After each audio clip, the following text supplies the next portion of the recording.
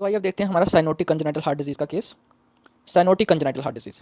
So clinical presentation हमारे case का क्या था, एक यंग मेल था जिसका हिस्ट्री था एनॉक्सिक स्पेल का, ब्रेथलेसनेस का और सीमेंको का, वो प्रेजेंट किया हमारे पास। जब हमने उसको एग्जामिन किया तो उसको सेंट्रल साइनोसिस था, पॉलीसाइथीमिया था, क्लबिंग था, टैकियोपिनिया था और इजेक्शन सिस्टोलिक मरमर आ रहा था पल्मोनरी एरिया में। तो हमारा मोस्ट प्रोबेबल प्रोविजनल डायग्नोसिस रहा फैलोस सेरोटोलॉजी। तो ये क्लिनिकल प्रेजेंटेशन थी साइनोटिक कंजेनिटल हार्ट डिजीज़ के केस की। तो अब देखते हैं हम कैसे क्लासीफाई करते हैं कंजेनिटल हार्ट डिजीज़ को। कंजेनिटल हार्ट डिजीज़ को हम क्लासीफाई करते हैं जैसे साइनोटिक कंजेनिटल हार्ट डिजीज़ और एसाइनोटिक। साइनोटिक को फर्दर क्लासीफाई किया जाता है with increased pulmonary blood flow या फिर विद नॉर्मल और decreased pulmonary blood flow.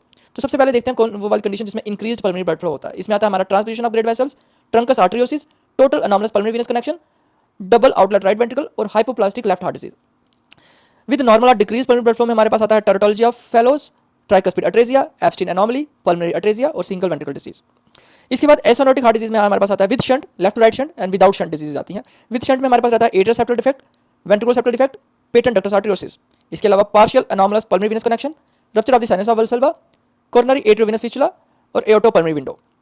Without shunt के एसोनोटिक हार्ट डिजीज में आता है हमारा coarctation of aorta, congenital aortic stenosis, congenital pulmonary stenosis. इसके अलावा आता है हमारे पास लेफ्ट हार्ट मालफॉर्मेशन जिसमें हमारी कंडीशन आती है जैसे कंजेनाइटल मिट्रल स्टेनोसिस और कंजेनाइटल मिट्रल रिगर्जिटेशन। इसके अलावा idiopathic dilatation of the pulmonary trunk भी विदाउट शंट होती है। अब देखते हैं कि commonest cyanotic congenital heart disease में 5 टीज आता है इसमें। इसमें सबसे पहले tetralogy of Fallot's, tricuspid atresia, transposition of great vessel, total anomalous pulmonary venous connection और ट्रंकस आर्टरियोसिस। ये सारी commonest cyanotic congenital heart disease है। अब कॉमनेस्ट कंजेनाइटल कार्डिक एनोमली कौन सी है, इसमें आता है हमारा बाइकस्पिड एओटिक वाल्व। ये 1 to 2% ऑफ पॉपुलेशन को इफेक्ट करती है और ये लेटर लाइफ में ही डायग्नोज होती है जब वाल्व की स्टेनोसिस होता है ड्यू टू फाइब्रोसिस और कैल्शियम डिपोजिशन की वजह से, या फिर पेशेंट सिम्टोमेटिक हो जाता है जब इसमें सिग्निफिकेंट एओटिक रिगर्जिटेशन होती है। इसके बाद वेंट्रिकुलर सेप्टल डिफेक्ट जो है ये कॉमनेस्ट कंजेनाइटल हार्ट डिजीज है। अब देखते हैं कंपोनेंट टेराटोलॉजी ऑफ फेलोस के। जो टेराटोलॉजी ऑफ फेलेट है ये commonest cyanotic congenital heart disease है इन चिल्ड्रन जिनकी एज 1 ईयर से अबव है। ये commonest congenital cyanotic heart disease है चिल्ड्रन की जिनकी एज 1 ईयर से अबव है और जो सर्वाइव नहीं कर पाते हैं और जो सर्वाइव करवाते हैं इन्फेंसी में और commonest among the children adult sorry and commonest among the adults. A baby who is cyanotic at birth is unlikely to have tetralogy of Fallot's. So इसमें 4 कंपोनेंट्स होते हैं। इसमें आता है ventricular septal defect, large non restrictive और infracristal होता है ventricular septal defect. इसके अलावा इसमें होता है right ventricular outflow tract obstruction infundibular pulmonary stenosis. इसके अलावा इसमें होता है over riding of aorta, aorta rise करता है बोथ लेफ्ट और राइट वेंट्रिकल से। इसके अलावा इसमें होता है राइट वेंट्रिकुलर हाइपरट्रॉफी भी। तो ये कंपोनेंट्स होते हैं cyanotic congenital teratology of Fallot के। तो आइए ब्रीफ में डिस्कस करते हैं टेराटोलॉजी ऑफ फैलेट्स। तो चिल्ड्रन जो टेराटोलॉजी ऑफ फैलेट के होते हैं वो ज़्यादातर प्रेजेंट करते हैं डिस्निया, फटीग, डीप साइनोसिस और हाइपोक्सिक स्पेल्स लेके। इसके अलावा इनमें स्क्वेटिंग भी देखा जाता है और सिनको भी देखा जाता है।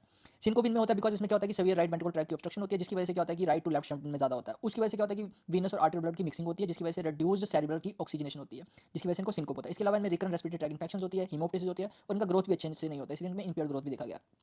फिजिकल एग्जामिनेशन करने पे इनमें क्या मिलता है कि प्रोमिनेंट ए वेव होती है नेक वेन्स में। इसके अलावा इनमें सेंटर साइनोसिस होता है जो कॉमनेस्ट क्लिनिकल मैनिफेस्टेशन रहती है और ये सेंटर साइनोसिस डिपेंड करता है कितना सीवियर इनमें पल्मोनरी स्टेनोसिस हुआ है। जितना सीवियर पल्मोनरी स्टेनोसिस होगा उतना ज़्यादा इनमें राइट टू लेफ्ट शंट होगा वेंट्रिकल के थ्रू। इसके अलावा साइनोसिस इनमें एक और भी रीजन होता है जिसमें मिक्सिंग होती है ब्लड इन जब वहाँ पे ओवरराइड ऑफ एओर्टा में मिक्सिंग होती है ब्लड में, उसकी वजह से भी इनमें साइनोसिस देखा जाता है। इसके अलावा इनमें क्लबिंग होता है, पॉलीसाइथीमिया होता है। पॉलीसाइथीमिया इनमें सेकेंडरी टू क्रोनिक हाइपोक्सीमिया की वजह से होता है। इसके अलावा इनका प्रीकॉर्डियम क्वाइट होता है और इनका हार्ट जो होता है नॉर्मल साइज होता है, इसमें कार्डियोमेगाली नहीं देखा जाता है। इसके अलावा इसमें माइल्ड पैरास्टर्नल इंपल्स भी देखा जाता है। इसके अलावा इनमें वेंट्रिकुलर सेप्टल डिफेक्ट की वजह से इनमें एब्सेंस ऑफ हीव देखा गया है। उसके अलावा इसमें सिस्टोलिक थ्रिल भी मिलता है जो रेयरली फेल्ट होता है। इसके अलावा इनमें इजेक्शन सिस्टोलिक मर्मर होता है पल्मोनरी स्टेनोसिस की वजह से, जो कहाँ देखा जाता है ejection systolic murmur along the left sternal border और पल्मोनरी एरिया में।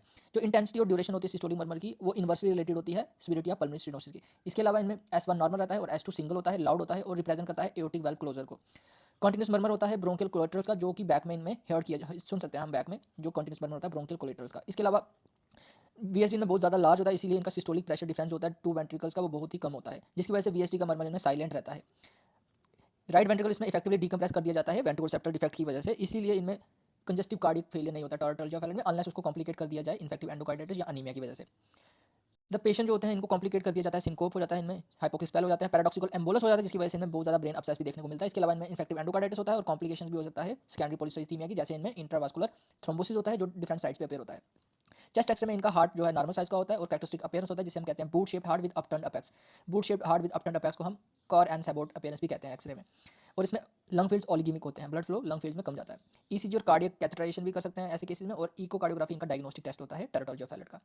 माइल्ड केसेस में लाउड और प्रोलॉन्ग मर्मर देखने को मिलता है, और सीवियर केस में रिड्यूस्ड मर्मर हो जाता है टेरोटोलॉजी ऑफ फैलेट में। अब इस कंडीशन का कॉमन एसोसिएशन रहता है, जैसे इसका पेटेंट फोरामेन ओवेल प्रेजेंट होता है ऑलमोस्ट ऑल केसेस में। इसके अलावा राइट साइडेड एयोटिक आर्च होता है 25% केसेस में। इसके बाद persistent left sided superior vena cava देखने को मिलता है 10% केसेस में। इसके अलावा इनमें एयोटिक रिगर्जिटेशन भी देखने को मिलता है, पेटेंट डक्टस आर्टेरियोसिस भी ऑल्सो। इसके अलावा anomalous origin of the coronary arteries का भी एसोसिएशन है, और एब्सेंट लेफ्ट पल्मोनरी आर्टरी में देखा गया है। तो ये कुछ फीचर्स है जो टेरोटोलॉजी ऑफ फेलोस में देखने को मिलते हैं।